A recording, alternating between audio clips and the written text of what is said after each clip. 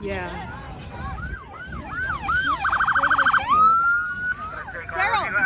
You better move. You're gonna go next. They changed. Get out now! Get out! On the ground! All of you on the ground now! Get on the ground! Get on the ground! Don't move!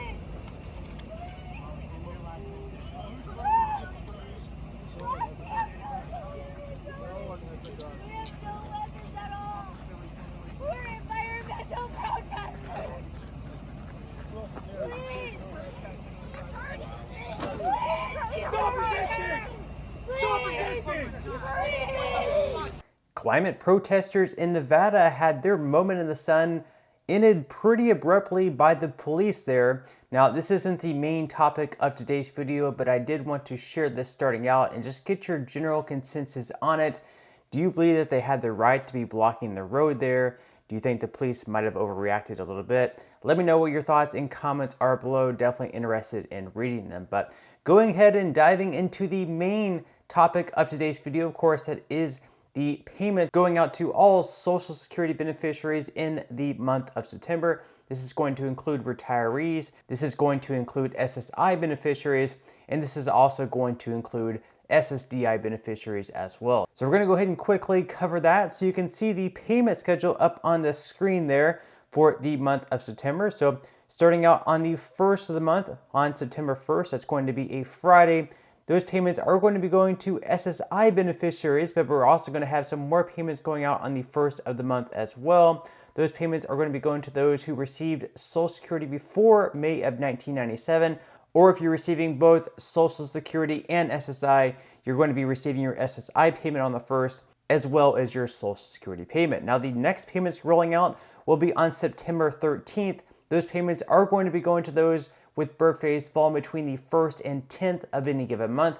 And then we have some more payments rolling out the following Wednesday on September 20th. Those payments are going to be going to those with birthdays falling between the 11th and 20th of any given month. And then finally, the following Wednesday after that, on September 27th, we have some more payments going out. Those are going to be going to those with birthdays falling between the 21st and 31st of any given month. And then the final payment going out in the month of September is going to be on the last Friday of the month. These are going to be going to SSI beneficiaries. Once again, this is going to be the second payment going out to SSI beneficiaries in the month of September. The first one's going to be going out on Friday, September 1st, and then the final payment going out to SSI beneficiaries is going to be going out on Friday, September 29th. Now, this is not a mistake, and also you're not going to be receiving two payments as like a bonus payment in the month of September. Your Friday, September 29th payment going out to SSI beneficiaries is simply the October payment coming early because October 1st, which is usually when you would be receiving your payment for October, happens to fall on a Sunday. And anytime the first of a month falls on a Saturday, a Sunday, or a holiday, you end up getting that payment a little bit earlier. So because of that, in October, if you receive SSI, you're not going to be receiving any payments.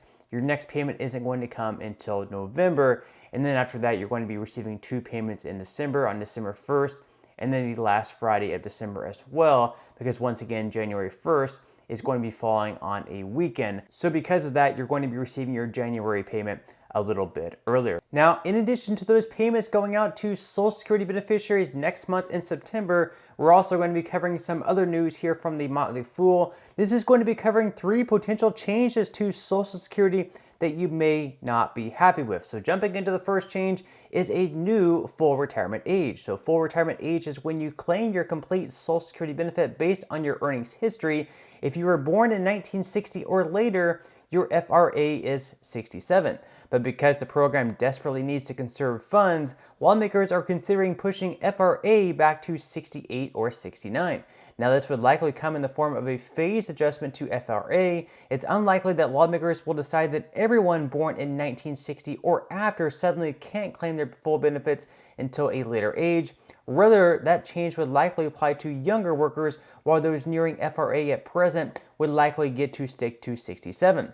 But still, this is a change that could impact a lot of people's retirement plans. So they're talking about doing this for younger generations, perhaps people right now who are under the age of 40 or perhaps under the age of 50, where your full retirement age would get lifted from 67 to 69. This is mostly a Republican idea. We have people like Nikki Haley coming out and saying that retiring at the age of 65 is way too early, even though right now the full retirement age is 66 or 67, not 65. So maybe Haley's idea is to lift the minimum age at which you can start receiving retirement benefits, which currently is at 62. She wants to lift that even higher than 62 and even higher than 65 in her eyes. So once again, this is something that could possibly take place, but it is a Republican idea. Not many Democrats are going to be on board with that idea. Now, the second change that could possibly happen is a higher tax rate on Social Security. So workers are required to fork over a chunk of their income to fund Social Security. Right now, 12.4% of wages up to a certain limit that changes every year are taxable. And thankfully, salaried employees split that 12.4% evenly with their employers, so they are not paying the whole sum. But lawmakers may decide to raise that 12.4% tax rate for Social Security. That would easily do the trick of getting the program more robust funding. Of course, it would also result in workers losing a larger chunk of their income and also put more of a burden on companies that might, in turn, pass that cost onto consumers via higher prices for their products and services. So as I mentioned here, 12.4% goes into the Social Security Trust Fund. The employee pays 6.2%, and then their employer matches the other 6.2%, which then totals 12.4%. They're talking about possibly raising this from 12.4% up to maybe 13.4% or 14.4%. This means that the employee would have to pay more into the trust fund out of their check, each and every check that they receive, and the company, the employer, would also have to pay more into the trust fund. So if they're having to pay more in taxes, the company therefore could then say, okay, if we're paying more in taxes, let's go ahead and raise prices on the goods and services that we sell. So basically the consumers are also getting hurt in that way, and people receiving Social Security benefits are also getting hurt in that way because they're now having to pay more for the goods and services that they purchase. So a lot of people are against this idea because of that, and mostly Democrats at this point in time are the ones in favor of raising taxes, both in this form and also in the form of making it so people who earn above $250,000 would still have to pay into the trust fund, because right now only those earning up to $160,200 have to pay the Social Security payroll tax. Now, the third change that they're also talking about is a new set of criteria for giving out Social Security benefits. So Social Security is not a welfare program, so seniors who have millions of dollars to their name can receive a monthly benefit in retirement, but that could potentially change. Another proposal that's been floated to help boost Social Security's revenue is to means test seniors and reduce or even eliminate benefits for those who are higher earners. So basically, someone who earns like $1 million per year then may not be eligible to receive benefits, whereas like right now, if someone is earning $1 million per year over their lifetime, they'd be receiving the max benefit, which right now is right around $4,555.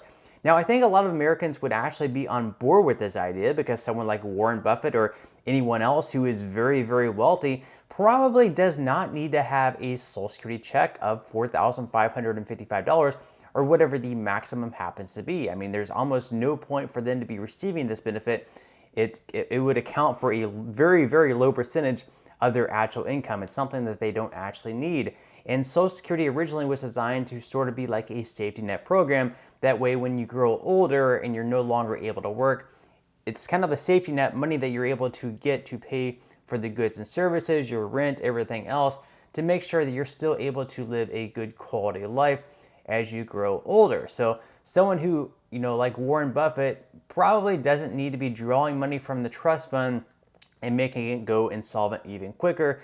But as they go on to mention here, it's probably something that's not going to end up happening because, first off, a lot of these politicians are bought and paid for by these top earning people. So if they're going to get, donor money from these extremely rich individuals and then turn around and say, you're not going to receive this certain benefit, we're going to take money away from your wallet, something that probably realistically is just not going to happen. But those are the three changes that they mentioned here, and that's all I have for today's video. So I'm going to go ahead and wrap things up here. Definitely hope that you enjoyed. If you did, again, I would greatly appreciate if you could give this video a like. Consider subscribing to my channel if you have not already, and I will see you in the next video.